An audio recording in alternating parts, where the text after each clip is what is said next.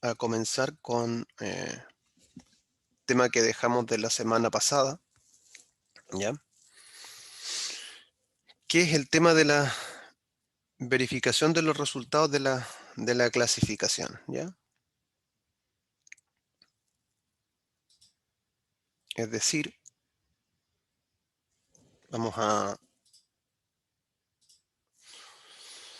vamos a empezar a conversar hoy día en esta clase de por qué es importante que una vez que nosotros hacemos una clasificación, nos demos el tiempo y el trabajo para verificar cómo han sido esos resultados de la clasificación, ¿ya? Y esto es especialmente sensible cuando generamos datos de imágenes de satélite, ¿ya? Y estos datos de las imágenes de satélite son utilizados, por ejemplo, para alimentar los sistemas de clasificación. Entonces, si nosotros estamos generando esos datos, necesitamos también verificar que el resultado de estas clasificaciones sea ajustado a la realidad o esté dentro de un margen de error, ¿ya? Entonces, la motivación es que nosotros, ya una vez que generamos estos datos, debemos ser capaces de entregar una medida de la fiabilidad de esos datos para los usuarios. Es decir, cuál es la calidad estimada que esos datos van a tener para esos usuarios, ¿ya? Ya que a partir de esa calidad o esa fiabilidad de los datos que nosotros entregamos, los usuarios van a poder tomar decisiones informadas, ¿ya? Entonces no es lo mismo decir, le estamos entregando clasificaciones con un error de un 5%, que le estamos entregando clasificaciones con un error de un 40%, ¿ya? Entonces, las decisiones que se tomen en base a una u otra información van a ser distintos, ¿ya? Porque la clasificación que tiene un error de un 5% va a reflejar mucho mejor la realidad que la clasificación que tiene un error de un 40%, ¿ya? Entonces, este principio, ¿verdad? Esta motivación de por qué queremos hacer la verificación también se aplica a la obtención de otros datos, ya no solamente a la clasificación, sino que también cuando trabajamos obteniendo otro tipo de datos, como por ejemplo variables de tipo continuo, ¿ya? Si a ustedes en algún momento les toca estimar temperatura, contenido de clorofila o evapotranspiración de la vegetación, por ejemplo, ¿ya? Pues también es necesario que consideren justamente el tema de la verificación de resultados. Y eso es justamente de qué va esta clase. Ya vamos a comentar algunos métodos que hay para la verificación de los resultados de la clasificación y también de la estimación de las variables continuas. ¿Se entiende esto?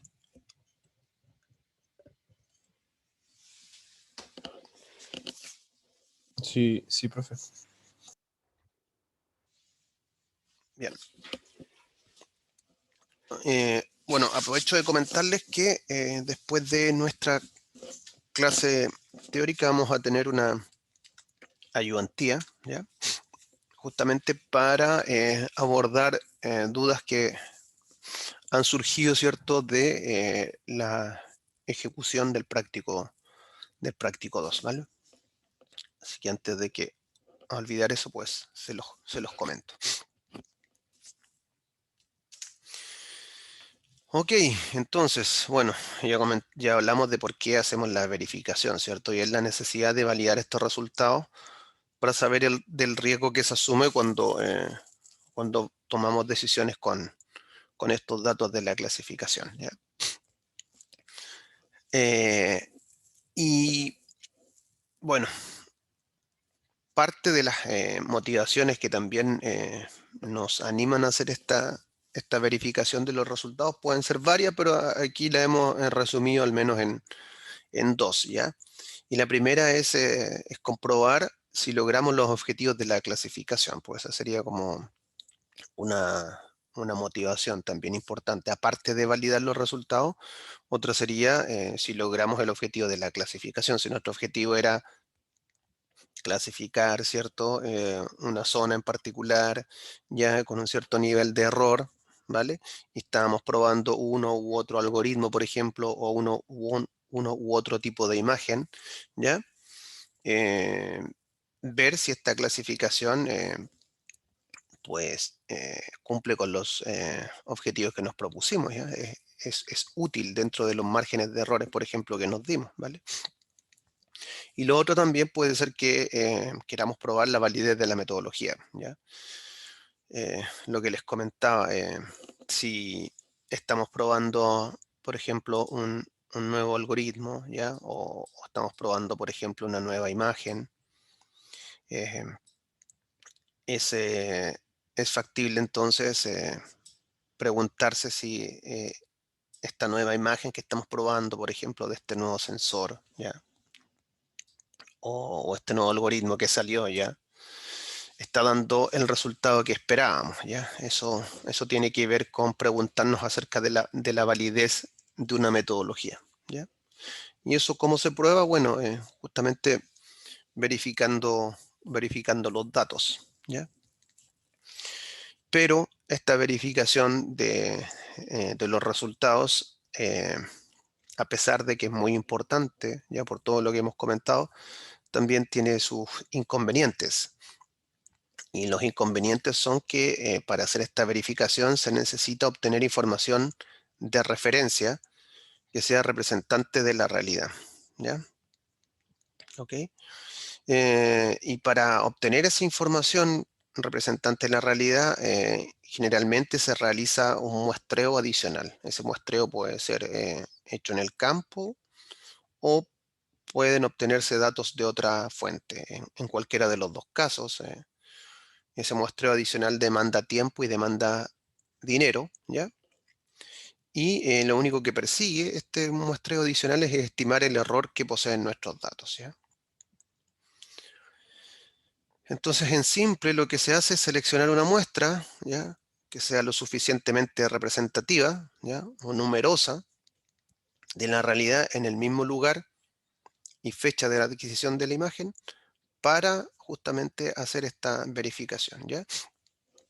Luego, con esta información y a través del análisis de pares de observaciones, por ejemplo, datos de la realidad y obtenidos en el campo y datos de los resultados obtenidos por clasificación, se estima el grado de error de mi clasificación.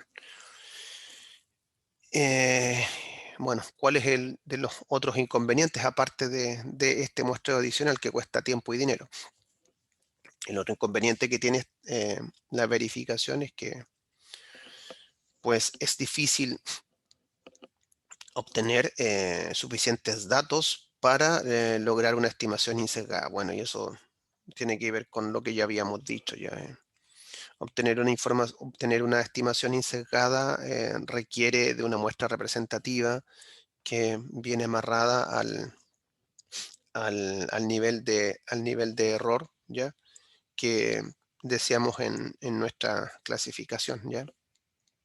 Por lo tanto, si queremos un menor nivel de error, eso va a implicar un mayor número de muestras. Y hay un mayor número de muestras, pues cuesta más tiempo y cuesta más dinero.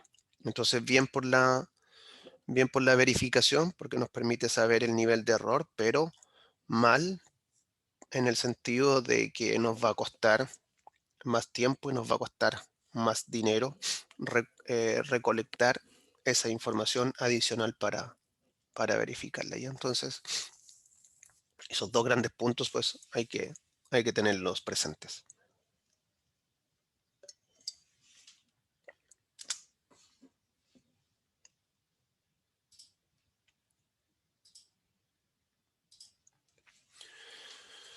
Ok, vamos a revisar algunos métodos de verificación, ¿ya? Hay varios métodos que podemos usar para verificar esta clasificación. El más simple de todos es uno que se llama no espacial, ¿ya? Y consiste en comparar las estadísticas de superficie que se obtienen desde una fuente de datos convencional, como por ejemplo un inventario forestal y un inventario agrícola, con el total que nos está dando a nosotros también de nuestra clasificación, ¿ya? Eh, Sin embargo, hay que indicar que este tipo de métodos de verificación, ¿ya? Que es no espacial, solamente nos va a entregar un grado de ajuste, ¿ya? Entre las dos fuentes, ¿ya? Que es la teledetección, ¿ya? Y los datos de referencia. Pero este método que es no espacial no nos va a informar dónde se producen los errores, ¿ya? Y otra característica que tiene este método, que por el tema de la compensación de los errores, ya se pueden lograr resultados bastante ajustados entre lo que entrega la teledetección, que es nuestra clasificación, ¿ya? Y los datos de referencia, ¿ya? Pero con un margen de error bastante grande, ¿ya? Entonces, supongamos el siguiente ejemplo. Supongamos que en la imagen de la izquierda, ¿ya? Los píxeles de color gris, pues me representan la cobertura de bosques, ¿ya? Y, perdón, en la imagen de la derecha, en la imagen de la izquierda, pues también los píxeles de color gris, ¿ya? Pero los datos de referencia me representan la cobertura de bosques. Si sumamos el total, ¿ya? Van a ser los mismos, pero la distribución espacial va a ser distinta, ¿ya? Entonces, esto es algo que no queremos, ¿cierto? Si bien es cierto, el total de bosques ya entregado por la teledetección es igual al total de bosques, por ejemplo, que entrega el inventario de referencia, pero la posición en la que están distribuidos en el espacio no es la misma, ¿vale? Entonces, bien, porque los totales son los mismos, pero la distribución espacial es distinta, ¿ya? Y eso nos pasa con los métodos de verificación que son no espaciales. ¿Y se entiende eso, no?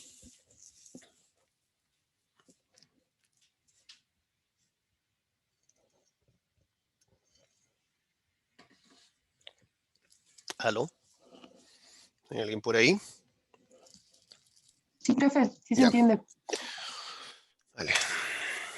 Ok. Bien, vamos a revisar entonces otro tipo de método. Y el otro tipo de método de verificación, ¿ya? Implica utilizar como datos de verificación o datos de comprobación los mismos datos que se hayan utilizado para ajustar el modelo o para realizar la clasificación. En este caso serían los campos de entrenamiento, ¿ya? Entonces, eh, este método, ¿verdad? Nos reduce la inversión y el costo de trabajo, ya que no es necesario un nuevo gasto aparte del ya realizado para obtener el modelo. O sea, no sería necesario ir a volver a tomar muestras para hacer la verificación, ya que se utilizarían las mismas muestras que se usaron para la clasificación o para hacer el modelo. El problema de este método, ¿ya? Que es de verificar sobre los campos de entrenamiento o de los campos de calibración, es que produce un sesgo positivo, ¿ya? Una desviación positiva en la valoración de los resultados, ¿ya? ¿Qué quiere decir? Que cuando yo hago la verificación, perdón, es muy probable que los errores sean bajos, ¿ya? Pero ¿por qué pasaría esto? Porque se están utilizando las mismas áreas, ¿ya? Que se utilizaron para entrenar, la estamos usando, perdón, para hacer la verificación de la clasificación. Y esta actividad, entonces, lo que nos va a producir es que nos va a generar un sesgo positivo, ¿cierto? Va a haber una mayor probabilidad de que los píxeles ya utilizados para el entrenamiento de la clasificación, ya cuando queramos verificarlos, pues la probabilidad de que esos estén bien clasificados va a ser más alta que la de otros píxeles en la imagen, ya. Entonces, por eso hablamos de que ocurre un sesgo positivo cuando las muestras son dependientes, ¿ya? Y eso ocurre en los dos tipos de datos que queramos verificar, tanto si queremos verificar datos de una clasificación, como también si queremos verificar datos continuos, como por ejemplo aquellos que provienen de una relación o de una estimación, ¿ya? Como la que vemos en pantalla, ¿ya? Entonces, si ustedes emplean los mismos datos, ¿ya? Que en este caso serían los puntos que están aquí, ¿ya? Para generar este modelo, que es esta línea, ¿ya? Y después utilizan esos mismos datos para verificar el error del modelo, es probable, ¿cierto?, que el error les dé más bajo si utilizan estos mismos datos, ¿ya? ¿Y por qué? Porque el error va a depender, ¿cierto?, de los puntos que utilicemos para la verificación del error. Y esto se puede comprobar acá en esta figura, ¿ya? Entonces, en esta figura lo que podemos ver, ¿ya?, es que si yo utilizo los puntos negros para hacer la clasificación, ¿ya? Perdón, para hacer este modelo o hacer esta regresión, ¿cierto? Voy a tener, ¿ya?, una cierta bondad de ajuste. Si yo cambio, ¿ya?, los puntos que utilizo para hacer la bondad de ajuste, pues también va a cambiar, perdón, también va a cambiar la bondad de ajuste del modelo. Y si además ahora yo utilizo, ¿ya?, imagínense que utilizo los puntos de color blanco para estimar el error, pues el error aquí va a ser mucho más bajo que si utilizo estos puntos para estimar el error acá. Entonces, ¿qué quiero decir con esto? Que la bondad de ajuste, ¿ya?, para este modelo, ¿ya?, en este caso 0,66 cuando utilizamos los puntos negros aquí, ¿ya?, y 0,88 cuando utilizamos los puntos negros acá, cambia dependiendo de los puntos que yo utilice, ¿ya?, para la bondad de ajuste y también para los errores. Si yo utilizo estos puntos más cercanos a la línea para medir el error va a ser más bajo aquí que yo si utilizo los puntos acá para medir el error. Entonces lo que está hablando es que no es buena práctica, aunque se hace, ¿ya?, aunque hay gente que lo hace, utilizar, ¿vale?, los mismos datos que se emplearon para clasificar o entrenar el modelo o generar el modelo para realizar la verificación de ellos, porque cuando calculamos el error de eso, el error tiende a ser más bajo justamente por lo que le estaba comentando, ¿ya? ¿Dudas respecto de eso o se entiende? Se entiende, profe. Ya. Bien, y otro de los métodos que utilizamos para la verificación es uno que se llama de verificación espacial, ¿ya? Y ese método que se utiliza para la verificación espacial es un método que utiliza una serie, ¿ya?, de muestras independientes, ¿ya?, que generalmente son muestras espaciales y son tomadas a través de un muestreo. Y estas muestras no son utilizadas en el entrenamiento, ¿ya? Para que quede claro, cuando nosotros hacemos el entrenamiento, ¿ya?, que es lo que están haciendo ustedes en el práctico 2, ¿ya?, esos datos que ustedes utilizan para la para la verificación de la clasificación no son los mismos que esas áreas de entrenamiento que están haciendo, son otros, ¿vale?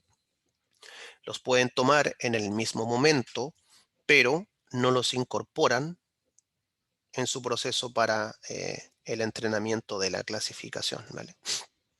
Entonces, por eso se dice que son muestras espaciales, pero no utilizadas en la fase del entrenamiento. Ya en este caso, el método de verificación les va a permitir obtener una medida más sólida, ¿ya?, del error que se produce, ¿cierto?, al comparar los datos de la imagen y los datos de referencia, ¿ya? Y es justamente en este tipo de método de verificación en el que vamos a profundizar hoy día en la clase de hoy, ¿ya?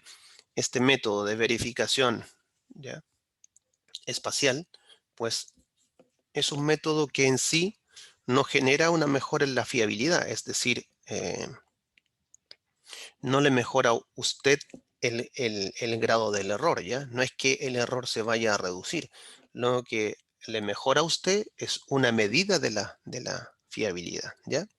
Ok, eso hay que tenerlo claro. No va a ocurrir que usted por utilizar método de verificación espacial su error vaya a bajar, sino que la calidad de su error va a ser mejor, ya que es distinto, ¿ya?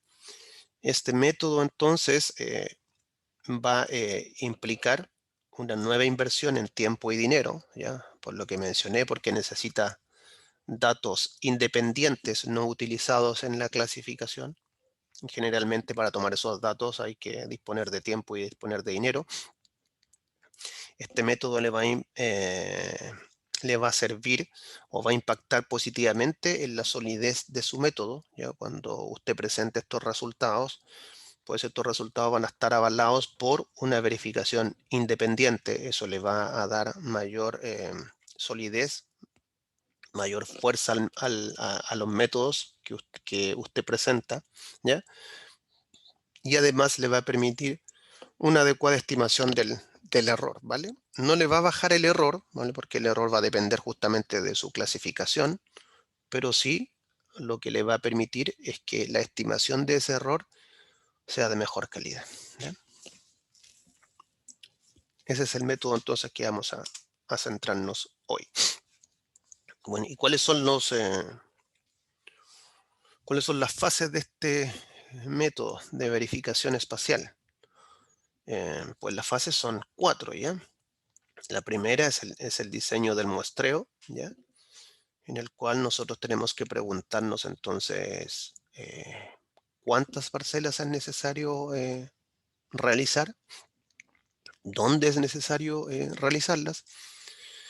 El segundo punto es que necesitamos recolectar estos datos de referencia, ¿ya? El tercer punto es tenemos que comparar estos datos de la realidad, ¿ya? Con los resultados de la clasificación a través de pruebas estadísticas o a través, por ejemplo, de pruebas estadísticas para datos continuos y matriz de confusión para datos discretos. Y finalmente tenemos que hacer un análisis de los errores encontrados, ¿cierto? Y poder revisar, pues, dónde están esos errores y cuál va a ser la estrategia que podemos tomar para intentar eh, mejorarlos, ¿ya? Así que estos serían nuestros 4 pasos y la secuencia, ¿ya? Que se utiliza justamente en este método de verificación espacial, ¿ya? Ok, entonces vamos a discutir brevemente estas partes, ¿ya? ¿Qué es bueno indicar aquí? Bueno, en este paso, en el diseño de muestreo, pues vamos a decir que muestreo y estadística ustedes ya han tenido en otros cursos, ¿ya? Así que aquí lo que vamos a hacer es, solamente vamos a comentar generalidades de esto, ¿ya? ¿Vale? No vamos a ir en profundidad.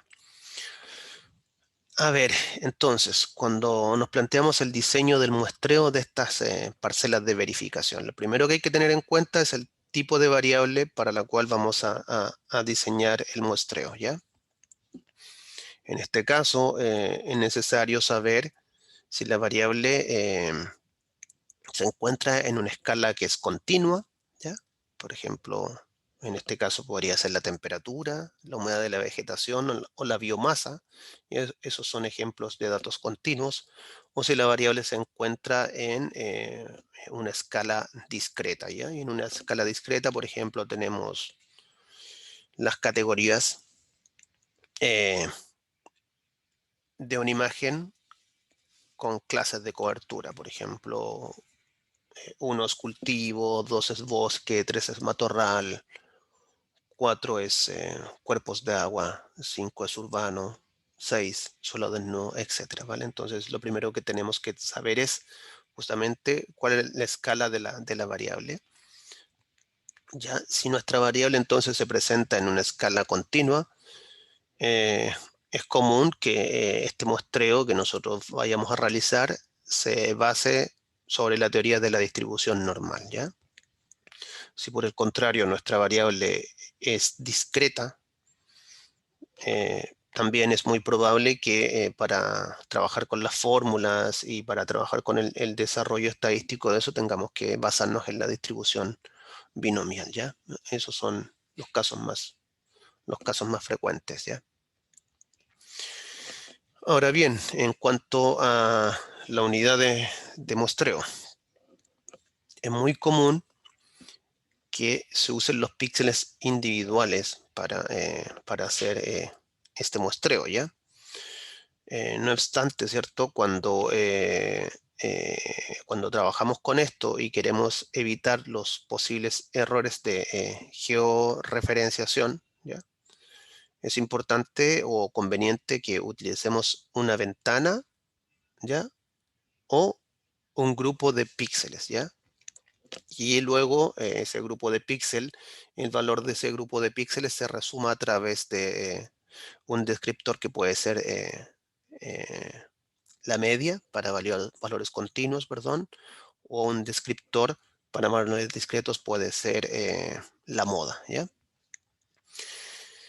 Eh, otro, eh, Otra alternativa que podemos utilizar también en la unidad de muestreo pueden ser polígonos, ¿ya? Que posean un tamaño similar o mayor a la mínima unidad cartografiable que vayamos a definir en la clasificación, ¿ya?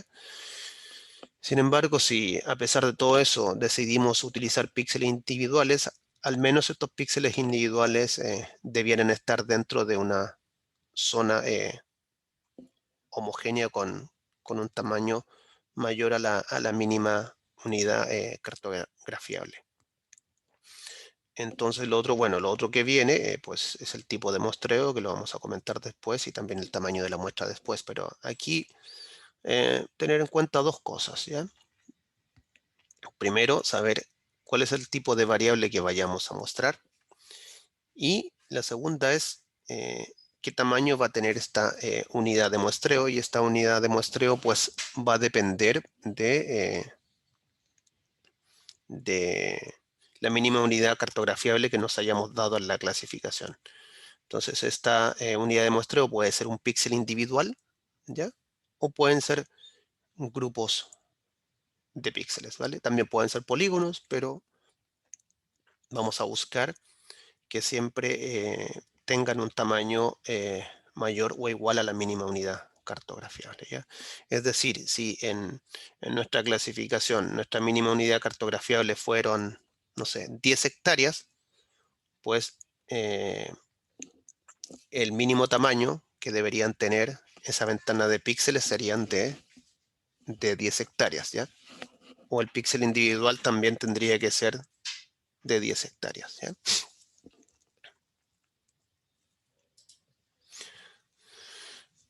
Bien, con respecto al tipo de muestreo, entonces, también, como les indiqué, aquí no vamos a ir más en profundidad, sino que solamente vamos a revisar algunas generalidades para que ustedes se recuerden de esto, ya, si ya lo vieron en estadística o lo vieron en, en muestreo, ¿vale?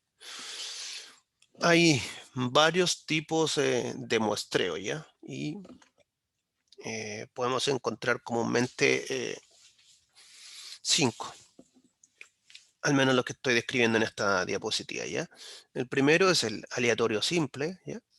¿Y cuáles son las características de este muestreo aleatorio simple? Ya que los elementos que vayamos a verificar, en este caso la variable o las coberturas, ¿ya? Se estima que poseen la misma probabilidad de ser seleccionados en el territorio, ¿ya? Este tipo de muestreo es el más sólido desde el punto de vista estadístico porque determina que para todos los puntos existe la misma probabilidad de que sean seleccionados, ¿ya? Pero es el menos conveniente en términos de los costos que involucra, ¿ya? Entonces, no es una buena práctica, ¿ya? De buenas a primeras, adoptar el modelo aleatorio, porque lo que hace es generar una distribución aleatoria en el espacio y luego hay que ver, ¿ya? El tiempo y el costo que cuesta, perdón, el tiempo, sí, y el dinero que cuesta llegar a cada una de esas parcelas, ya es, a lo mejor en estas parcelas que están acá, están cerca de una vía de acceso, pero esta parcela que está acá está muy alejada de los caminos, esta que está aquí está muy alejada, entonces puede que acá nos demoremos poco en tomar estos puntos, pero estos puntos de acá, pues ahí nos demoremos mucho tiempo en hacerlo, ¿ya? Y esto se va a producir, pues, justamente por la distribución aleatoria que haga el muestreo, ¿ya? Pero nos va a tomar bastante tiempo llegar a estas parcelas, entonces ese es un problema que tiene el muestreo aleatorio simple, ¿ya? El otro tipo de muestreo que vamos a realizar es a revisar es el aleatorio estratificado, ¿ya? En donde se selecciona la muestra dividiendo la población, ¿cierto? O el tamaño de la población en regiones o también en estratos de acuerdo a una variable auxiliar. Y esta variable auxiliar que vamos a dividir nuestra población puede ser, por ejemplo, la altitud, ¿ya? O la elevación, ¿ya? Puede ser la altura de la vegetación o pueden ser las mismas categorías que se han clasificado, en este caso las coberturas, ¿ya? Este método, entonces, el estratificado, es un poco más complejo que el anterior, pero reduce el error de muestreo, siempre y cuando la variable auxiliar, que es con la cual nosotros hacemos esta separación de la población, esté relacionada con la distribución del error, ¿ya? Por ejemplo, si nosotros hacemos una separación de nuestro territorio basado en la elevación, ¿ya? Y esa variable ya de la elevación del terreno está relacionado, por ejemplo, con el tipo de vegetación. Si nosotros logramos saber que el tipo de vegetación está relacionada con la elevación, pues esa estratificación que hicimos va a estar bien, ¿vale? Entonces, esa es una de las condiciones del muestreo estratificado, ¿ya? El otro muestreo, ¿ya? Es el muestreo sistemático, ¿ya? El muestreo sistemático lo que hace, pues, es distribuir las muestras en intervalos regulares a partir de un origen aleatorio, ¿ya? Se da un origen aleatorio en el territorio y luego se van distribuyendo las muestras, ¿ya? Con un tamaño predeterminado de forma sistemática, ¿ya? Entonces, este tipo de muestreo garantiza, ¿cierto?, que vamos a muestrear completamente la superficie, pero puede facilitar errores en la estimación, ¿ya? Puede facilitar, perdón, errores en la estimación debido a la existencia, a lo mejor, de algún patrón periódico en el terreno, ¿ya? Que se va reproduciendo. Y un ejemplo de esto podría ser eh, el caso de que ustedes quieran muestrear bosques de quebradas, ya por dar un ejemplo. En esos bosques de quebrada generalmente se encuentran insertos dentro de una matriz de plantaciones o de cultivos, ¿ya? Entonces los bosques de quebrada generalmente son fenómenos estrechos, ¿ya? No, muchas veces no tienen un ancho de más allá de 30 metros, ¿ya? Entonces, y supongamos que esta separación entre las parcelas es de 500 metros, ¿ya? Entonces, si tenemos bosques de quebradas que tienen un ancho de 30 metros, ¿vale? Insertos en una matriz de plantación o de cultivos, pues es muy poco probable que si esta separación es de 500 metros, ¿ya? Uno de estos puntos caiga dentro de estos bosques de quebradas, ¿ya? Entonces, si ese patrón espacial se repite, ¿ya? Las plantaciones y los bosques de quebradas y los cultivos y los bosques de quebradas, pues es muy poco probable que uno de estos puntos vaya a caer en los bosques de quebradas, que es justamente lo que estamos tratando de muestrear, ¿vale? Entonces, ese es el problema de este tipo de muestreo, ¿ya? Y el otro tipo de muestreo, pues es el sistemático no alineado, que es una modificación del anterior, ¿ya? Y lo único que hace entonces es dentro de la grilla que se genera para el muestreo anterior, lo que hace es variar aleatoriamente, ¿ya? La muestra para tratar un poco de incluir mayor aleatoriedad y reducir los errores sistemáticos que se puedan producir acá, ¿ya? Y otro de los tipos de muestreo que son comunes también son los por conglomerados o por agrupaciones, ¿ya? Entonces, en este caso, la unidad de muestra es un grupo de observaciones, ¿ya? Que también se llama conglomerado o también se llama clúster, ¿ya? Entonces, es un grupo de observaciones en vez de observaciones aisladas. Entonces, en cada punto a evaluar, ¿ya? Que puede ser este del centro, ya se toma varias muestras, ¿ya? Generalmente en zonas vecinas y aledañas con un patrón definido, ¿ya? En este caso, supongamos que el punto central es el que está aquí y lo que hacemos es tomamos el punto central y luego 2 puntos hacia el norte y 2 puntos hacia el este. Ya ese sería entonces nuestro patrón de muestreo para el conglomerado, ¿ya? Este tipo de muestreo reduce los costos de transporte, pero es el más complejo y es el menos preciso de los anteriores, ¿ya? Así que eso con respecto a los tipos de muestreo que nos podamos dar entonces para obtener estos datos de verificación, ¿ya? ¿Se entiende eso?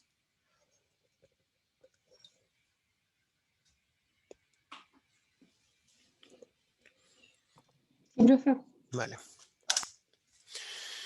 Ok, y también viéndolo muy superficialmente, vamos a hablar de que en todo muestreo estadístico, ¿cierto? El tamaño de la muestra va a depender del nivel de probabilidad que nosotros queramos darnos o de la confianza, ¿ya? Con la cual se quiera otorgar la estimación y el error tolerable y también de la propia variabilidad de la imagen. Y eso, perdón, de la muestra, de la variable, perdón, ¿ya? Y, y, y eso será, y este tamaño de la muestra va a ser más grande cuanto mayor sea el nivel de confianza que queremos en nuestra estimación y cuando menor sea el margen de error que también queramos, ¿cierto? Ya si nosotros queremos trabajar con un nivel de confianza, por ejemplo, de un 1%, ¿ya? Y y un error de muestreo de un 5%, vamos a necesitar muchos más parcelas que si trabajamos con un nivel de confianza de un 10% y un 20% de error, ¿vale? Entonces eso es lo que hay que tener en consideración, ¿ya? Y en este caso, si estamos trabajando, por ejemplo, con variables continuas, como los que yo les mencionaba, como la temperatura o como el contenido de humedad, ¿ya? Pues lo que queremos estimar es, en este caso, pues es la diferencia entre la variable estimada de la imagen y la variable medida en terreno. Y ahí esto se calcula como mu, ¿vale? Ok, para obtener mu entonces, pues lo que necesitamos es el error de muestreo. Y el error de muestreo lo obtenemos a través de esta fórmula, ¿ya? Que es basado en la varianza muestral, el tamaño de la muestra y el tamaño de la población, ¿ya? Entonces, una vez que tenemos el error de muestreo, pues reemplazamos acá. En el valor Z, generalmente, como les dije, esto viene de la distribución normal, este valor está estandarizado y ya podemos sacar entonces, pues, una media muestral que va a entonces hacer una aproximación de la media poblacional, ¿ya? Entonces, para determinar el n de nuestra variable continua, pues podemos utilizar también esta fórmula analítica ya perdón, sí, en la fórmula analítica para determinar el número de las parcelas, ya, que viene dado entonces por el valor estandarizado, ¿cierto? La varianza muestral, el límite del error tolerable que nos vamos a dar acá, ¿ya? Y el tamaño poblacional. Entonces, de esta fórmula, pues lo más complicado de obtener es la varianza muestral, ¿ya? Y este dato es complicado porque se obtiene después del muestreo y lo que hay que hacer acá es, pues, entregar un valor del a priori, ¿ya? Entonces, generalmente, esta varianza muestral Se obtiene a partir de muestreos previos que se hayan realizado o a partir generalmente de obtener un valor ya estandarizado que es aproximadamente 0,29 por el rango de la variable. Entonces, a partir de esa fórmula, ya 0,29 por el rango de la variable, pues obtenemos nuestra varianza muestral que luego incorporamos en esta fórmula y sacamos el número de parcelas. Entonces, para un caso bien en particular, supongamos que estamos trabajando para una zona de 5.000 kilómetros cuadrados, ¿ya? Aquí olvidé poner la unidad, ¿ya? Para un valor de Z del 95% y el valor estandarizado es 1,96, o también, como les digo, ustedes ya lo conocen de estadística de los valores que vienen estandarizados, ¿ya? Para un nivel de error tolerable de 1,5 grados, ¿ya? Si estamos determinando temperatura, y el rango pues de la variable es 20,69, ¿ya? Si tomamos estos datos y los reemplazamos acá, pues esta fórmula nos dice que necesitaríamos entonces 32 parcelas aproximadamente para justamente realizar la verificación de esta estimación de temperatura, ¿vale? Para ese rango de error tolerable, ¿ya? Y para ese nivel de significación de Z, ¿ya? Ahora, esto mismo también lo podemos ver para una variable discreta, que es la que estamos viendo nosotros justamente en la clasificación, ¿ya? Y en este caso la fórmula es un poquito distinta, pero también tiene un valor estandarizado de Z, ¿cierto? Que tiene que ver con el nivel de probabilidad con el que queremos trabajar, con la proporción de aciertos y con la proporción de errores que vamos a considerar, y también con un nivel tolerable de error del muestreo. Entonces, esta misma fórmula de aquí podemos también ejemplificarla con un caso, ¿ya? Es decir, si queremos saber cuántos puntos van a ser necesarios para estimar con un 95% de probabilidad el error de un determinado mapa, ya suponiendo que los aciertos van a ser de un 85%, ¿ya? Y el máximo error permitido es de un 5%, si metemos estos datos en esta fórmula, nos va a decir entonces que tenemos que colectar pues 196 parcelas, ¿ya? En el campo para poder justamente hacer cumplir con el muestreo, ¿cierto? De esta verificación con los criterios que nos dimos, ya con un nivel de error tolerable de un 5%, con un 85% de aciertos y con justamente con un 95% de probabilidad. ¿Ya? Y esto es otro ejemplo, entonces, para conocer cuál sería el tamaño de muestra que vamos a requerir si trabajamos, ¿cierto?, para una variable discreta, pero para un muestreo estratificado. Y en este caso, ¿cierto?, lo que nos dice las fórmulas es que primero tendríamos que determinar eh, pues una desviación estándar de cada uno de los estratos o de cada una de las categorías, y esto viene dado entonces por la exactitud del usuario, que generalmente se da a priori, y es muy usual que en nuestro caso la exactitud del usuario, que es un concepto que vamos a ver más adelante, bordee el 70 o el 75%. Eso lo metemos aquí y obtenemos entonces la desviación estándar del estrato, ¿ya? Ahora, tomamos esta otra fórmula de acá, ¿cierto? Para determinar entonces el número de parcelas totales, ¿ya? Y esa fórmula que está aquí, pues trabaja utilizando una proporción del área mapeada para cada clase, es decir, qué proporción de cada una de las categorías la obtuvimos en la clasificación por la desviación estándar del estrato dividido por la desviación estándar de la precisión global. Y ese es otro dato que también nos tenemos que dar. A priori, generalmente, la desviación estándar de la precisión global es de un 1% o 2%, ¿ya? Tomamos esos datos, los reemplazamos acá y obtenemos el total de parcelas.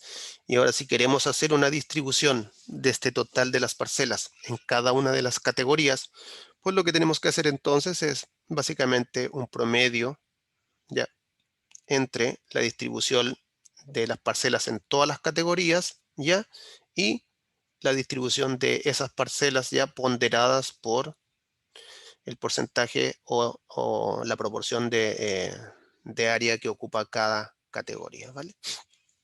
Entonces esta fórmula que está aquí, pues nos daría el tamaño de muestra para una variable discreta en un tipo de muestreo aleatorio estratificado. Estas serían las muestras totales y estas serían las muestras por cada una de las categorías que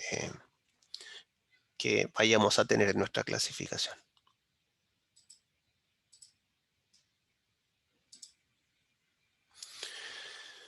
Ok, entonces lo que hemos visto hasta ahí es el tema de justamente el tipo de muestreo, ¿ya? Ahora nos corresponde entonces comenzar a ver cómo recolectamos esos datos de referencia, ¿ya? Pero antes de continuar, preguntar si lo que hemos hablado hasta ahí se entiende o no, ¿ya?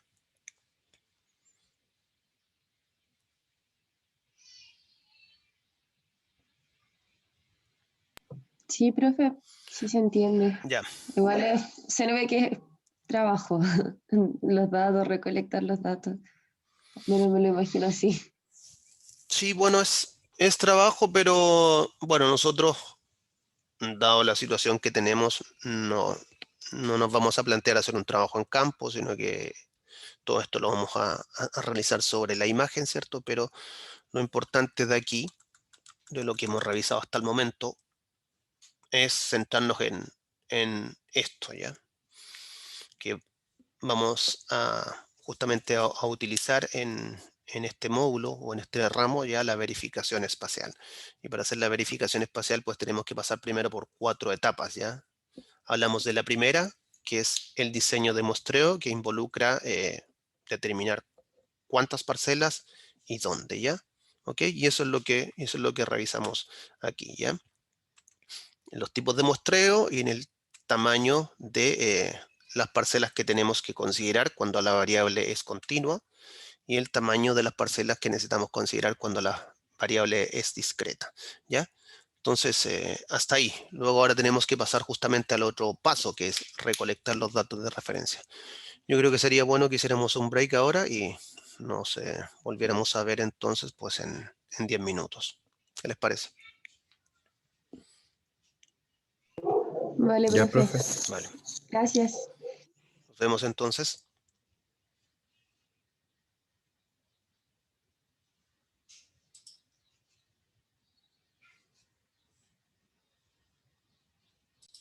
Lo que estábamos hablando era justamente de, el tema del muestreo y que era el primer paso y el segundo paso es cómo recolectamos estos datos de referencia, ¿ya? Entonces, una vez que ya hemos determinado el tamaño de la muestra y hemos localizado estos, estos puntos muestrales, lo que viene después es justamente obtener el valor de cada uno de estos puntos, ya para obtener el valor de la variable o también de la clase temática de referencia. Eso por un lado, ¿ya? Y por lo otro también es justamente obtener el valor que se ha estimado de la interpretación de la imagen o de la clasificación de la imagen. Entonces hay dos cosas que hay que tener en cuenta aquí. Uno, cómo obtenemos el dato del campo y otro es cómo obtenemos el dato de la imagen que los vamos a tener que comparar posteriormente. Entonces los datos de referencia pueden ser obtenidos en el campo o también pueden ser obtenidos a partir, por ejemplo, de otros datos de referencia que pueden ser la fotografía aérea. Entonces, si los datos se obtienen en el campo, pues lo mismo que hemos venido comentando al inicio de la clase ya. Este tema de la verificación es una actividad costosa, pero también es precisa, ¿cierto? Si nosotros vamos al campo a tomar datos de referencia, es muy probable que esos sean datos precisos, ¿ya? Entonces, sin embargo, para lograr esa precisión, pues necesitamos calibrar bien los instrumentos o tener, por ejemplo, criterios homogéneos entre los participantes que van a recolectar esos datos en el campo. Y en el primer caso, calibrar bien el instrumento significa que, por ejemplo, que los datos que tomemos con un instrumental no generen mayores incertezas. Es decir, que si estamos utilizando, por ejemplo, un termómetro para medir la superficie, pues bueno, que ese termómetro esté bien calibrado y que los datos de temperatura que tomen sean los adecuados, es decir, que no tenga un sesgo positivo o un sesgo negativo de los datos, ¿ya? Lo otro también es que si vamos a utilizar protocolos, por ejemplo, para medir contenido de humedad de la vegetación, pues que esos protocolos sean adecuados y todos utilicen el mismo protocolo para evitar tener más errores, pero en este caso proveniente de los datos del campo, ¿ya? La otra cosa que hay que tomar en cuenta es la sincronía de la captura de los datos, ¿ya? Y eso tiene que ver con el dinamismo del fenómeno, ¿ya? Si el fenómeno es muy dinámico, ¿ya? Hay que poner especial atención entre la sincronía de la captura de los datos de la imagen y las campañas de campo para recoger la información, ¿ya?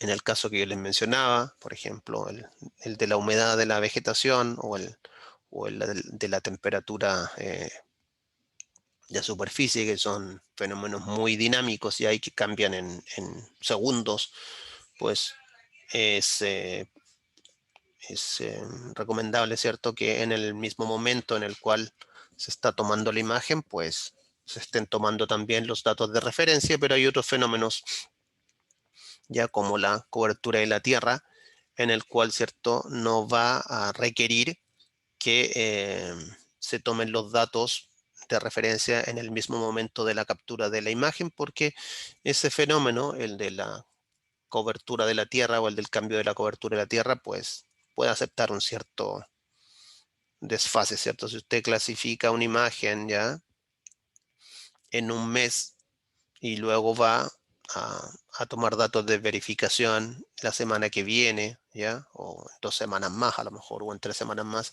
es muy probable que las cubiertas sigan siendo las mismas que usted clasificó, ¿ya? Entonces eso tiene que ver con, em, con el dinamismo del fenómeno. Hay fenómenos que son más dinámicos y hay otros fenómenos que son un poquito más estáticos, ¿ya? Lo otro también que hay que considerar es homogenizar los criterios, ¿ya? Todos los participantes en las campañas de campo pues tienen que tener los mismos criterios y ahí esos criterios generalmente en el caso de las clasificaciones, los mismos criterios que se utilizaron para definir una categoría en la imagen pues van a ser los criterios que se van a utilizar para definir una categoría en el campo, reconocer una categoría en el campo. Entonces eso implica que todos los que participen estén informados de esos criterios y otro también otro punto que es importante considerar son la georreferenciación, ¿ya? Una cosa es que nosotros tengamos la posición del píxel en la imagen, ¿vale? Y otra cosa es llegar exactamente a esa posición en el campo, ¿ya? Y para llegar a esa posición en el campo, lo que generalmente se utilizan, pues, son GPS, ¿ya? Y los GPS, como ustedes saben, pues son instrumentos que tienen una cierta precisión, ¿ya? Hay GPS más precisos y hay GPS menos precisos. Por ejemplo, si yo tengo una clasificación con una imagen, ¿ya? Que tiene un píxel de, pues digamos, de 10 metros, ¿ya? Y obtengo la posición de un píxel y quiero llegar al campo a esa posición, pues no me sirve un GPS de mi teléfono que tiene un error de 15 metros, por ejemplo, ¿ya? Porque no voy a saber si voy a estar en el píxel que me corresponde o en el píxel del lado. Pero si voy al campo con un GPS que tiene un error de 1 metro, pues ahí sí que me sirve, ¿cierto? Mi píxel de la imagen es de 10 metros, ¿ya? Y mi error del GPS es de 1 metro, por lo tanto, ¿ya? Si yo me muevo en ese error, pues voy a estar más o menos seguro de que estoy dentro del píxel que localicé dentro de la imagen. Entonces, eso también hay que tomarlo en cuenta. El tema de la georreferenciación, ¿ya? Entonces podemos obtener los datos de referencia del campo o podemos obtener los datos de referencia también desde una fotografía aérea o desde una imagen de mayor resolución o desde cartografía pues que ya se haya hecho anteriormente. Pero para esto lo que tenemos que tomar en cuenta es que los datos deben ser actuales, es decir, no podemos utilizar datos de fotografía aérea o de cartografía si son muy antiguos, ¿ya? Porque puede que el fenómeno que queramos verificar pues ya haya cambiado. Entonces, hay que considerar eso, ¿ya? Y lo otro que hay que considerar cuando recolectamos los datos de referencia es también extraer los datos de la imagen, ¿ya? Y los datos de la imagen, pues, ya lo comentamos hace unos momentos atrás, pueden ser que vamos a extraer píxeles aislados de la imagen o vamos a agrupar píxeles, generalmente una ventana, que es lo más habitual, ¿vale? Para evitar, pues, posibles errores que existan de georreferenciación, ¿ya? Entonces, en el caso de las imágenes clasificadas, la extracción se va a realizar sobre la unidad de muestreo, ¿ya? Es decir, sobre la misma unidad que se está tomando en las parcelas que se van a colectar en el campo, ¿ya? Y en este caso, entonces, pues sería para el valor de un píxel individual, y si son para píxeles agrupados, lo que generalmente es utilizar algún estadístico que me permita resumir los valores de esa ventana de píxeles, ¿ya? Pensemos si nuestra variable es continua, una ventana de valores puede resumirse por la media o por el promedio, pero si lo que estamos agrupando es una serie de valores de categoría, pues ahí en este caso lo que nos va a servir para agrupar esos valores va a ser la moda, ¿vale? No tiene sentido ya calcular la media y la mediana de unos datos categóricos, ¿ya? Entonces eso es lo que hay que tener en cuenta. Bien, entonces para recolectar estos datos en el campo, que es lo más usual que se hace para obtener esos datos de verificación, lo que hacemos entonces es tener en cuenta los pasos que les mencioné anteriormente. Es muy importante tener una localización precisa, ¿ya? Es decir, contar con un equipo GPS que me permita dar una localización precisa de ese dato de referencia que estoy capturando en el campo, ¿ya? Y esa localización viene dada por este tipo de equipos. Por otro lado, también es necesario tener sensores bien calibrados, ¿ya? Y que coincidan con las fechas. En el caso de acá, lo que estamos viendo son unas personas que están tomando una firma espectral, pues justamente de alguna variable que está aquí, que puede ser, por ejemplo, ya eh, la temperatura, perdón, el contenido de humedad de este pastizal. Ellos están tomando, ¿ya? La firma espectral de esta cubierta, ¿ya? En el mismo momento que el avión o que el satélite está tomando la imagen, ¿vale? Entonces, esos son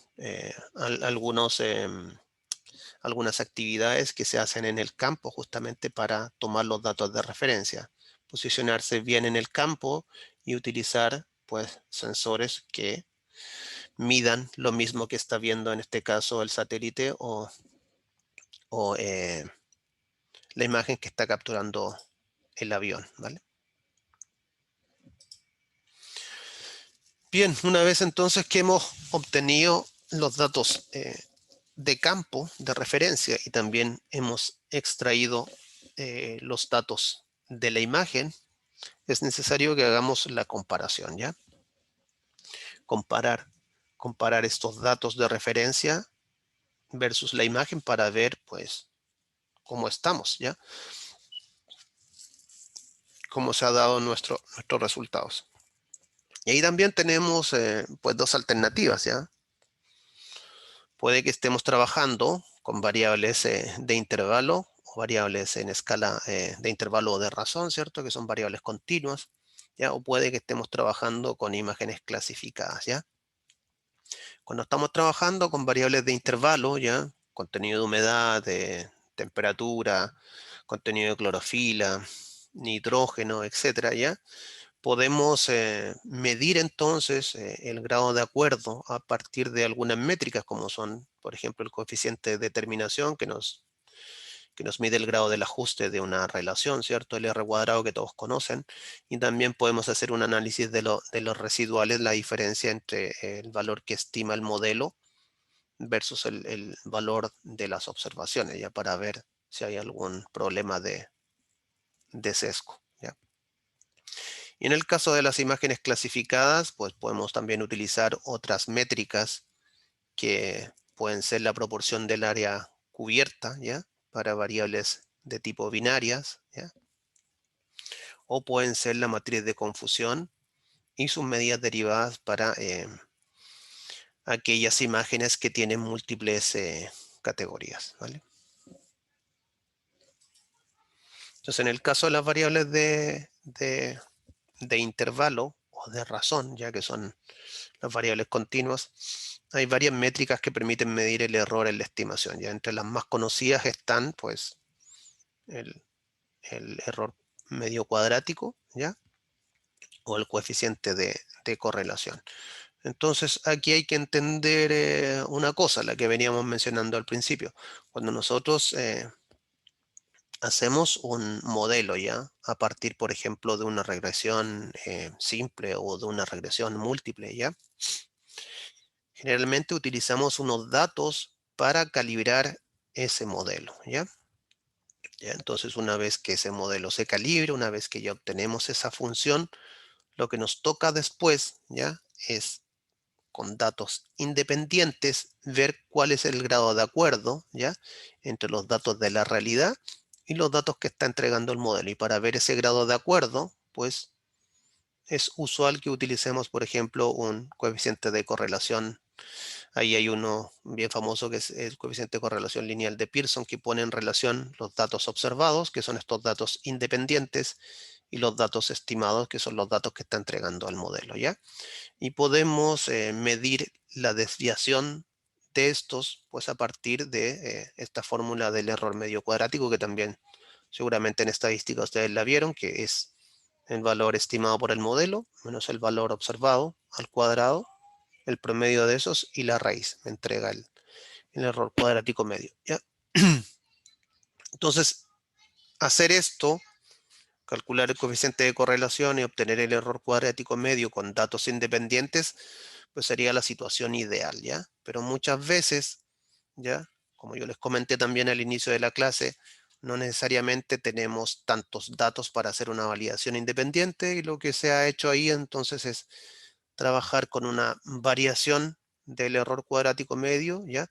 Que se llama validación cruzada, ¿ya? Y es un cálculo del error utilizando pues los mismos datos que se emplean para calibrar, pero dejando una observación fuera a la vez de la calibración, ¿ya? Y al hacer esto, ¿ya? Al dejar una observación fuera, calibrar el modelo y luego comprobar el error con esa observación, pues si eso se repite para el total de observaciones y luego se obtiene un promedio, pues sacamos un error, ¿cierto?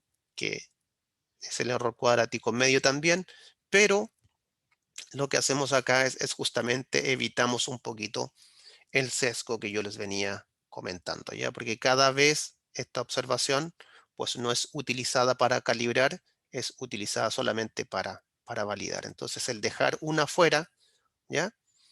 Me permite entonces calcular un error cuadrático medio libre de sesgo. Esto lo podemos hacer, como les dije, cuando no tenemos datos suficientes como para hacer una validación independiente, que sería la situación ideal que estamos comentando, ¿ya? Es bueno que también sepan que existe este otro método.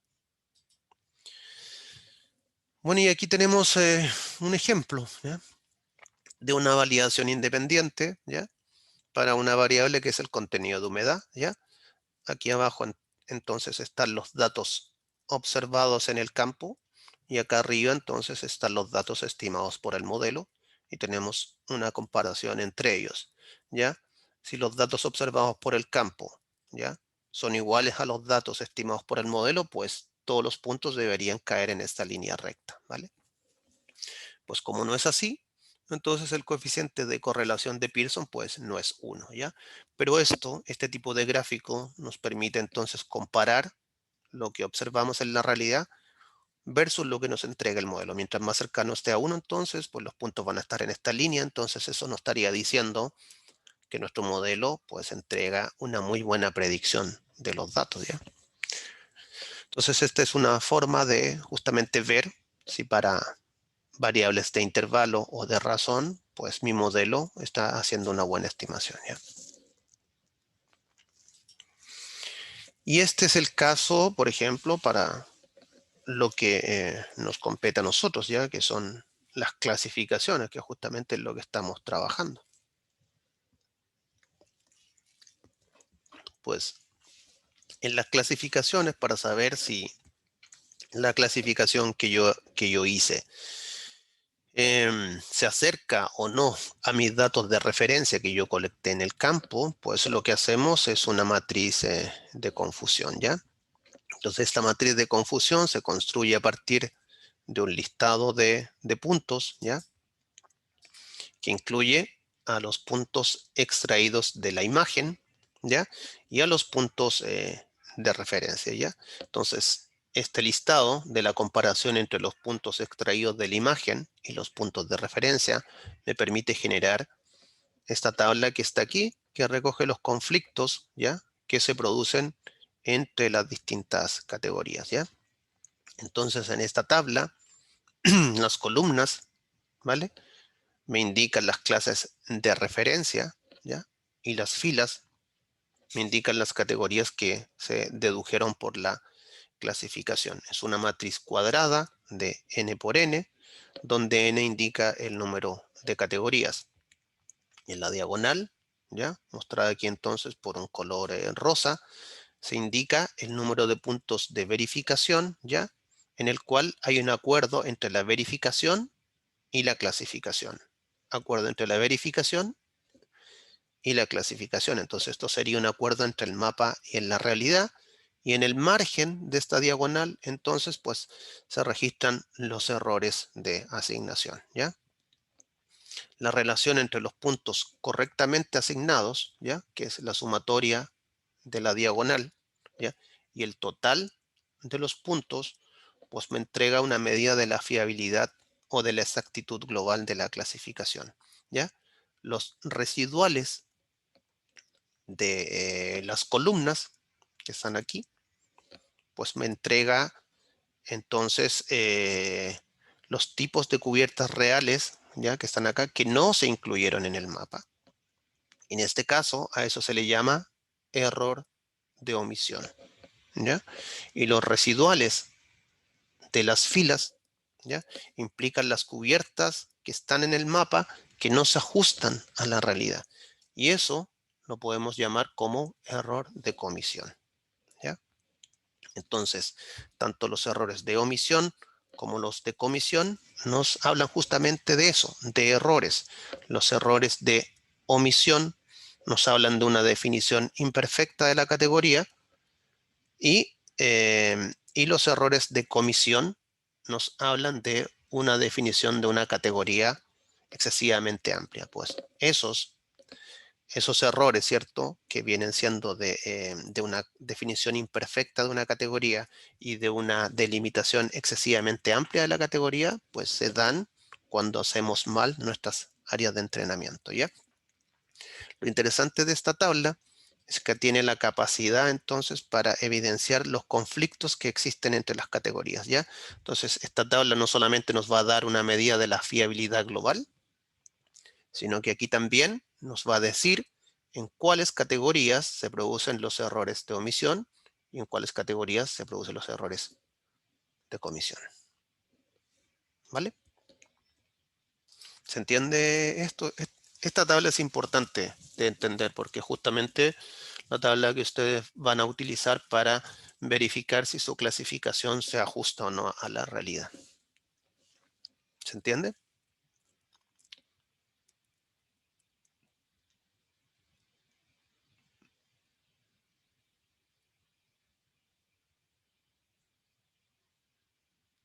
Bueno, supongo que sí, no me han contestado. Sí, profe. Ya.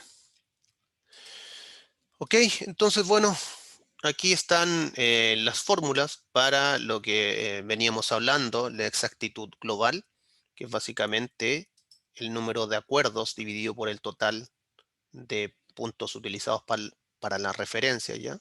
Esa es la exactitud global. Y aquí están las fórmulas para el error de omisión, ¿ya? Cuando la clasificación omite algunas categorías, y el error de comisión cuando la clasificación incluye, ¿ya? En algunas categorías elementos que realmente no pertenecen a esa categoría. Entonces tenemos exactitud global, error de omisión, error de comisión, y estos son sinónimos a algunos términos que ustedes van a encontrar como exactitud del usuario y exactitud del productor, ¿vale? Bien, entonces las medidas que describimos anteriormente, ¿cierto? Que son la fiabilidad del usuario, perdón, la exactitud global, el error de omisión y el error de comisión, pues son importantes, pero una medida que también es muy importante de considerar es el grado de acuerdo o el índice kappa, ¿ya? Entonces, el grado de acuerdo o el índice kappa me entrega una valoración, ¿ya? De la diferencia entre el acuerdo alcanzado por la clasificación y el acuerdo que cabría esperar si esta clasificación fuera hecha al azar, ¿ya? Esto es un poco complejo de entender de buenas a primeras, ¿ya? Pero es básicamente comparar si mi clasificación es mejor que una clasificación hecha completamente al azar. Es decir, si yo hubiera distribuido mis puntos de entrenamiento al azar sobre la imagen y hubiera hecho mi clasificación, esa es una clasificación al azar, ¿vale? Entonces, esta medida me dice cuán mejor es mi clasificación que esa clasificación completamente al azar, ¿ya? Entonces, este índice kappa, ¿cierto? Varía desde 0 hasta 1, ¿ya? Mientras más alto es el índice kappa, me dice, ¿cierto? Que mi clasificación es mejor que una clasificación al azar. Entonces, si nosotros tenemos, por ejemplo, un índice kappa de un 0,40, nos está diciendo que nuestra clasificación es aceptable, que es más o menos, ¿cierto? Y si nuestra clasificación, por ejemplo, es de 0, es superior a 0,80, nos está diciendo que es una buena clasificación. Por el contrario, si nuestra clasificación es cercana a 0, nos está diciendo que la clasificación que hiciste tú es lo mismo que si yo hubiera distribuido mis áreas de entrenamiento al azar, ¿vale? Entonces, eso nos indica el índice kappa, ¿ya? Y también lo que podemos ver aquí es otro parámetro que se llama la significación, y esto nos permite justamente comparar entre dos clasificaciones. Supongan que ustedes están comparando entre la clasificación hecha por el método 1 y la clasificación hecha por el método 2, ¿ya? Para saber si esas dos clasificaciones son significativamente diferentes, lo que utilizamos es este estadístico Z, ¿vale? Que pone en comparación el kappa de la clasificación 1 con el kappa de la clasificación 2 con la varianza de kappa, ¿vale? Que la fórmula no la vamos a ver acá porque esta fórmula generalmente la pueden obtener desde QGIS, ¿vale? Pero si ustedes en algún momento les toca comparar clasificaciones y quieren decir cuál es mejor que la otra, pues tienen que utilizar este estadístico Z, ¿vale? Que no lo vamos a hacer. No nos va a dar el tiempo para hacerlo, pero es un buen ejercicio, por ejemplo, probar más de un algoritmo de clasificación y saber cuál de los dos es mejor, si es significativamente distinto, ¿ya? Solamente vamos a hacer esto, ¿ya? Vamos a comparar si nuestra clasificación es distinta de una clasificación hecha al azar. Mientras mayor sea el kappa, significa que nuestra clasificación es mejor, ¿ya? Y aquí tenemos el ejemplo de una matriz de confusión hipotética, ¿ya? para el ejercicio de modelos combustibles observados en el campo con parcelas de referencia y los modelos de combustible pues clasificados a través de una clasificación, en este caso no supervisada, de una imagen Landsat, ¿ya? ¿Qué es lo que podemos ver aquí? Bueno, que están las categorías de referencia y aquí están las categorías clasificadas pues en la imagen, ¿ya? Lo que podemos ver aquí entonces que hay categorías que tienen errores de omisión pues muy altos, como la categoría 7, ¿cierto? Tiene 100% de errores de omisión, significa que ninguno de los píxeles de referencia fue bien clasificado, ¿ya? Y hay otras categorías que tienen errores de omisión relativamente bajos, ¿ya? Como por ejemplo este de aquí, que es el modelo 9, ¿cierto? Implica que tiene un error de omisión pues bastante bajo. Entonces aquí ya esta tabla nos está diciendo ya que que en este caso el modelo 5 tiene un muy bajo error de omisión ya, pero en este caso la categoría 7 tiene un error de omisión bastante alto. Y lo mismo podemos ver aquí también, ¿cierto? En cuanto a los errores de comisión, podemos detectar cuál es la categoría que tiene menor error de comisión, que en este caso también sería la categoría 5. La clasificación para este modelo 5 fue muy buena, pero para el modelo 7, ¿cierto? El error fue horrible, fue de un 100%, ¿cierto? Ninguno de los píxeles fue clasificado, ¿cierto? En esa categoría, ¿vale? Entonces, esta matriz, como les dije, nos sirve para conocer la exactitud global, ¿vale?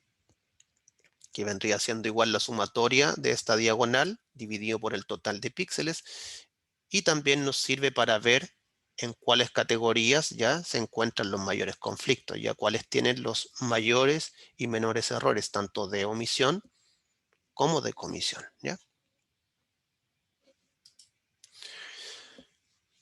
Y esta matriz de confusión, ¿cierto? La que les mostré anteriormente es la matriz de confusión tradicional, pero hay una matriz de confusión que se llama basada en área, ¿ya? Y es una matriz de confusión que tiene la particularidad que nos permite entonces entregar estimadores no sesgados para el área de cada categoría y además nos permite entregar los intervalos de confianza para esa área, ¿ya?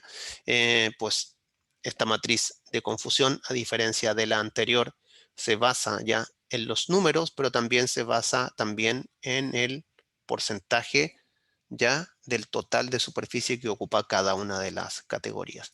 Entonces, esta matriz de confusión basada en área, a diferencia de la anterior, ya, lo que viene aquí pues en este caso entonces son proporciones, ¿ya?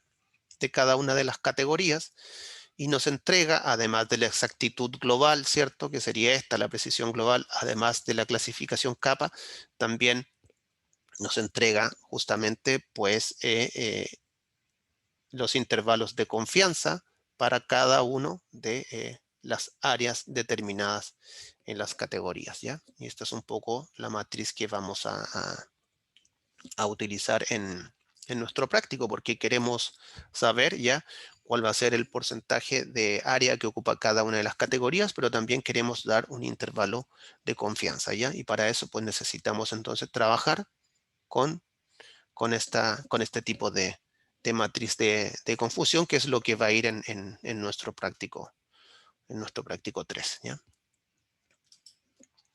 Bien, y el último paso, ya para terminar, es el análisis de los errores, ¿ya? Una vez que hemos visto, ¿cierto?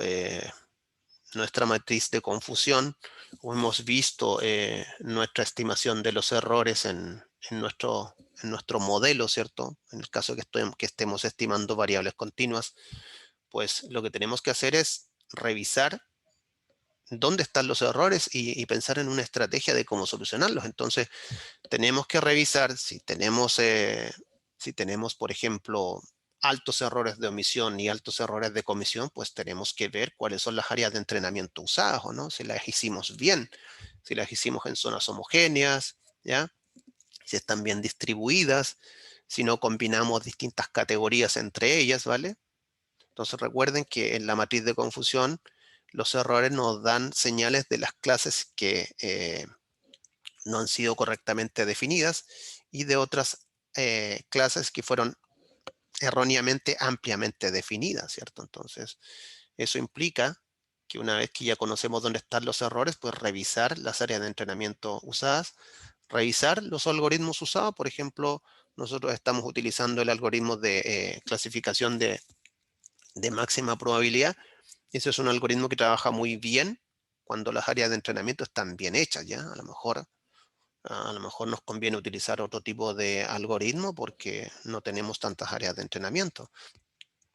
También podemos revisar la temporalidad de la imagen, ¿cierto? Es probable que esta clasificación que esté utilizando pues no va bien con una imagen de primavera ya, va bien a lo mejor con una imagen de verano, ¿vale? Porque en el verano ya puedo ver, ¿cierto? La fenología de los cultivos ya y es probable que para mí quede más claro lo que es, por ejemplo, un cultivo agrícola que fue cosechado, ¿ya? Y lo pueda diferenciar perfectamente a lo mejor de un pastizal natural o lo pueda diferenciar perfectamente a lo mejor de una zona con bosque nativo, ¿ya? Cosa que en una imagen de primavera a lo mejor va a ser más conflictivo, ¿ya? Y otra cosa que tengo que revisar es mi calidad de mis datos de verificación, ya tanto los datos que colecté en el campo como los datos que colecté en la imagen. Tengo que ver ya si los datos que colecté en el campo estoy seguro de que están bien y los datos que colecté en mi imagen para hacer la comparación también estoy seguro de que estén bien. Revisar mi georreferenciación y para saber si realmente estoy comparando las cosas como corresponde, ¿cierto? ¿Vale? Porque puede que solamente los errores se deban a problemas de georreferenciación, no a mi clasificación como tal. Puede que los errores vengan dados por el campo, es decir, estoy parado en un píxel en la imagen, pero en el campo no estoy parado en el mismo lugar, entonces por lo tanto la comparación pues no es la adecuada y ese error se puede dar, por ejemplo, porque estoy utilizando un mal GPS. Y finalmente, pues rehacer los procesos, ¿cierto? Si ya me di cuenta de dónde está mi error, que a lo mejor mi error está aquí, en mis datos de campo, que los codifiqué mal, ¿cierto? O mis datos de la imagen no fueron bien extraídos, pues ahora corregí todos estos errores, entonces tendré que rehacer los procesos, ¿cierto? Tendré que volver a correr de nuevo, ya mi matriz de confusión y tendré que volver de nuevo a obtener estos métricas que me permiten saber cuán alejado o cuán cerca estoy de la realidad, ¿cierto? ¿Ya? Y eso no me va a implicar entonces a lo mejor definir nuevas áreas de entrenamiento, ¿vale? Cambiar la imagen o verificar la calidad de mis datos de verificación, ¿ya?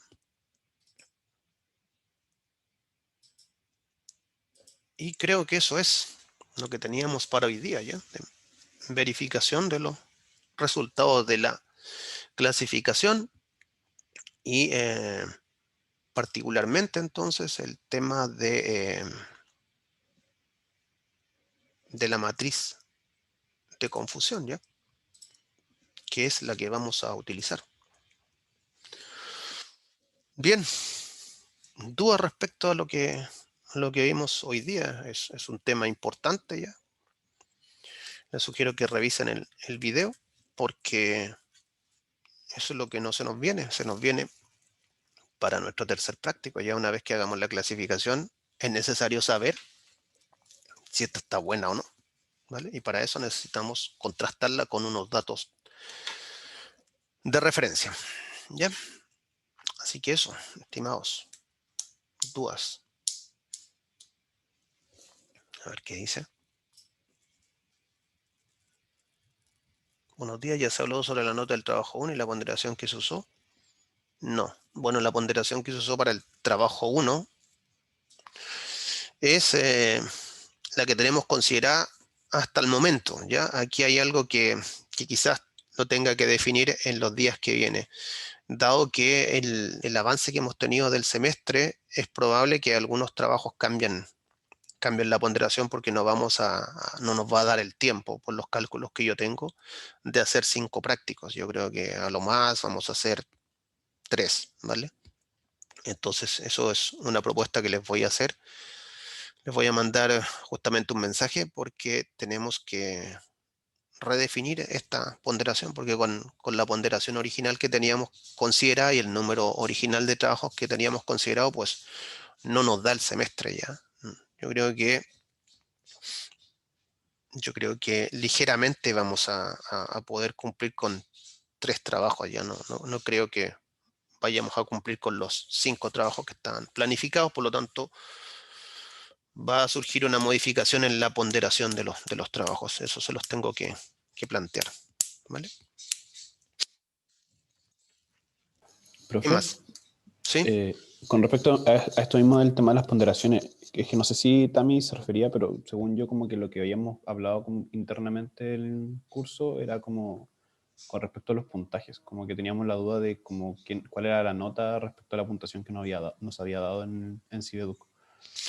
Ya, pero está la rúbrica, ¿o no? Está publicada la rúbrica en el, en la carpeta donde está el documento del práctico, también está la rúbrica y ahí están los puntos. No sé si a eso es lo que se refiere o no. Sí, es más que nada como con respecto a la nota final, como que había mucha confusión con respecto a eso, como si teníamos tantos puntajes como cuál era nuestra nota final. Bueno, también puedo publicar la escala, ¿ya?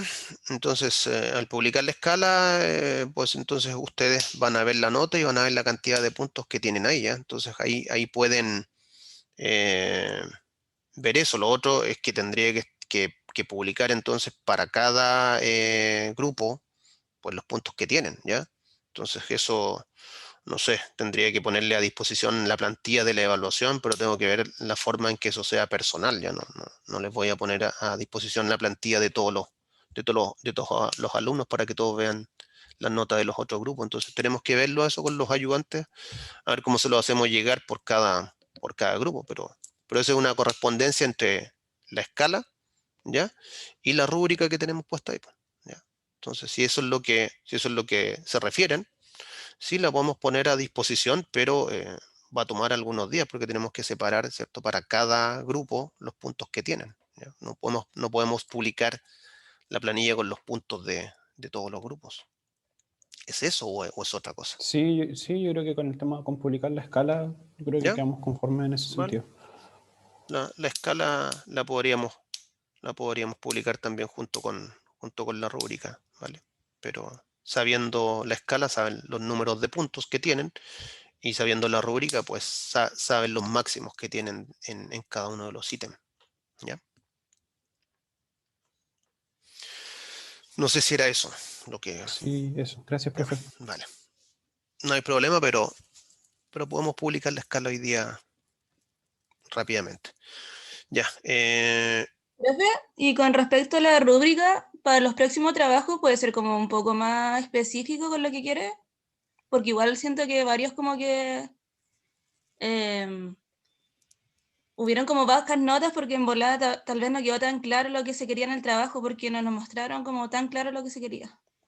pero en la rúbrica, a ver, Porque, hay, por ejemplo, otros profes como que nos dan como ya, el trabajo va a ser de 6 páginas, quiero este formato, entonces como en ese sentido. pero es que en la rúbrica está descrito, ¿no? Está descrito qué es lo que tiene que ir en la introducción, qué es lo que tiene que ir en los métodos, qué es lo que tiene que ir en los resultados, y qué es lo que tiene, incluso Es que por lo como que, se dijo que era corto y preciso, como que yo creo que eso generó gran confusión, po. pero es que hay documentos de eso escritos, ¿no? Por ejemplo, en la rúbrica, no la tengo acá, pero a ver la puedo abrir, pero dice, por ejemplo, referencia. Va a tener un punto si utiliza más de 3 referencias en el texto. Yo no sé si Pero, pues, por se lo ejemplo, podemos clarificar más o no, en mi trabajo, por ejemplo, me puso que las referencias estaban mal. Pero yo, por ejemplo, no sé por qué estaban mal, pues. Entonces, porque por hay un, ejemplo, hay profes que no entregan como el formato de referencias que ellos quieren. A eso voy con que si usted puede hacer como, no sé, pero, algún ah, documento donde diga específicamente lo que quiere. pero si las referencias están mal, son porque las referencias que muchos pusieron no las utilizaron. O sea, si yo pongo 5 referencias y no las utilizo, pues no está bien o no. Entonces no, No, pero en mi caso, por ejemplo, no fue así. bueno, no tengo las observaciones acá, pero lo que yo hice fue justamente poner el puntaje correcto para aquellas personas que utilizaron las referencias y realmente usaron las referencias que pusieron en la bibliografía. Hay gente que puso más referencia en la bibliografía y cuando se buscó esa referencia en el texto no estaba, ¿vale? Ok, yo no estoy hablando aquí del formato ni eso, sino que simplemente estoy diciendo que si usted puso 5 citas en su referencia y utilizó 2 en el texto, las otras 3 que están, pues no las usó, po, ¿no? Entonces no, Ujú. no entiendo cuál puede ser la confusión de eso. Lo otro que también está, creo que claro, es en el tema de los resultados, que había que indicar claramente cuáles eran los resultados, y si en el trabajo se pedía hacer comparación de histogramas, pues tenían que mostrarse la comparación de histogramas, ¿o no? Entonces, no entiendo qué más detalles se puedan dar. Ahora no sé si han visto la otra rúbrica, también está bastante detallada, ¿ya? Entonces no lo sé, no sé si hay un problema de redacción de lo que se pide en el trabajo o hay un problema de comunicación que no hemos logrado indicar bien qué es lo que estamos solicitando. Pero creo que dadas las instrucciones del texto y además dada la rúbrica, pues creo que ahí debería quedar claro, ¿no? Entonces, y si hay dudas, también hay un periodo de 2 semanas antes de entregar el trabajo, ¿no? Para preguntar eso. Ya, bueno, ¿Ya? profe, Pero gracias. bueno, vamos a intentar entonces, todavía nos queda tiempo, publicar la escala y también las ayudantías que estamos haciendo son justamente para eso, ¿no? Para aclarar las dudas de las personas, pero mayor detalle, en realidad no sé a qué se podrían referir. Es decir, por ejemplo, llegar al detalle de decir, bueno, quiero 2 páginas, o quiero 500 palabras, o quiero 400 palabras. No lo sé, hay gente que tiene distintos estilos de escritura, hay gente que es más concisa, hay gente que es un poquito más generosa en la escritura, pero sí mantiene lo que se pide, que es describir adecuadamente los procesos, mostrar adecuadamente los resultados, utilizar las referencias, ¿ya? Adecuadamente en la introducción o en los métodos, ¿ya? Reflexionar acerca de los resultados, no lo sé, creo que creo que eso está claro. Profe, quizás lo que nos podría ayudar es como que usted nos muestre un trabajo bien hecho del año pasado como modelo. O así, un segundo, que nos muestre, por ejemplo, o sea, este es un trabajo que sacó un 6-7 el año pasado y estas son las imágenes que pusieron y la comparación y todo en un segundo para que nosotros veamos hasta a dónde tenemos que llegar con todo esto. Eso sería como de ayuda para nosotros, como que tengamos una referencia de a lo que usted quiere evaluar. Bueno, ya eso podría ser una alternativa y justamente por eso hicimos un cambio en este nuevo trabajo, en el práctico 2 para evitar entonces alguna subjetividad. Entonces aquí nos pusimos más objetivos todavía, ¿ya? En el trabajo 2. Si se logra o no se logra, en el caso de las áreas de entrenamiento, si tienen un número de áreas de entrenamiento, si están bien distribuidas, si tienen un grado de separabilidad, se alcanzan o no se alcanzan los puntos ya. Entonces creo que eso es más objetivo todavía que el tema de los informes. Lo conversamos con los ayudantes y decidimos hacer eso entonces ya, para evitar eh, malos entendidos, ¿vale? Porque ya no vamos a solicitar informes justamente por eso, para evitar entonces esto. Tenemos una rúbrica hecha solamente basados en umbrales de datos cuantitativos. Pasa el umbral, lo cumple, no pasa el umbral, pues no lo cumple, ¿vale? Eso es lo que vamos a hacer tanto para el trabajo 2 como para el trabajo 3, para evitar entonces estas interpretaciones de los informes, ¿ya? Pero sí, puedo buscar un trabajo del año pasado, ¿cierto?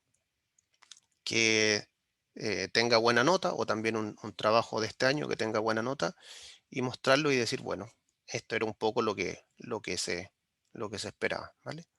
Pero ya en el trabajo 2 y en el trabajo 3 vamos a corregir eso. La rúbrica, si ustedes la revisan, está basado solamente en umbrales, no hay informes, ¿cierto? Entonces, si las áreas están bien, pues tienen todos los puntos. Si no están bien, pues tienen un poco menos, y ya si no cumplen con el mínimo, pues ya no tienen los puntos, ¿ya? Eso nos va a hacer ser todavía más objetivos en lo que se espera. Ok.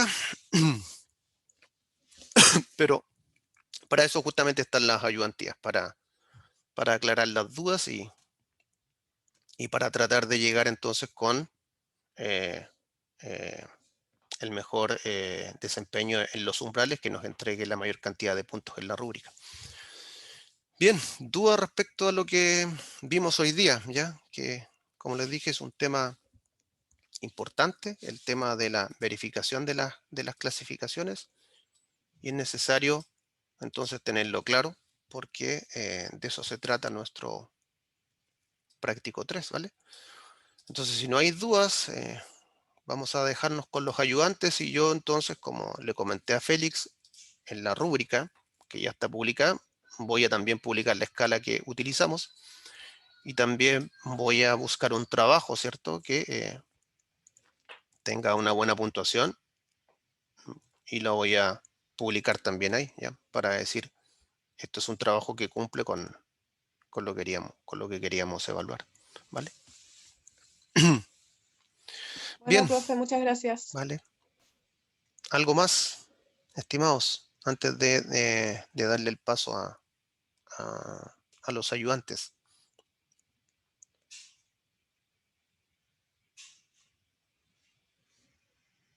Creo que eso sería todo, profe. Ya.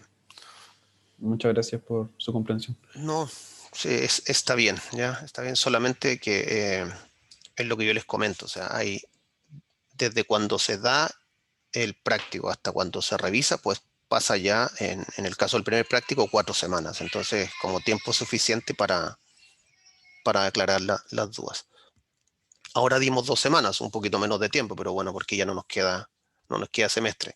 Pero aún todavía les queda tiempo para aclarar las dudas que tengan en el desarrollo de este práctico. Así que aprovechen pues el tiempo que le están dando los ayudantes ahora para clarificar las cosas. Bien, entonces Julián y Nicole, ¿a quién dejo entonces de...? Al Juli nomás, yo creo, o grabo yo, Juli. Si podéis tú, Nico, mejor. Ya, yo grabo. Profe, déjeme a mí. Ya, ok.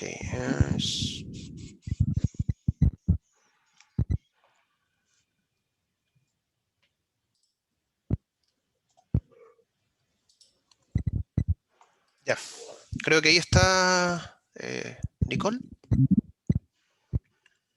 ¿Ya? Sí, profe. Bien, entonces ya nos vemos, estimados, ya que les vaya bien. Como les dije, aprovechen de consultar las dudas que tengan con los ayudantes. Y yo pues les publico entonces ahora lo que me comprometí, la rúbrica y un trabajo que tenga buena evaluación, ¿ya? Así que eso, ya nos vemos entonces. Vale, y les voy a estar publicando el tema de la propuesta de las ponderaciones por la modificación del número de trabajo. Así que eso, ya. Que les vaya bien, ya me cuentan, chicos, cómo les va. ¿Listo? Chao, profe. Chao, chao. Ya, profe.